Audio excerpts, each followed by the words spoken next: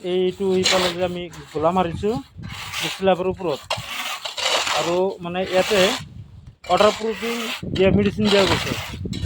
সেইখিনিত দিয়া নাই কিন্তু বাৰু আমি দিম, মানে সেইখিনি লগে আগত কৰি কিনে সেইফালে দিম।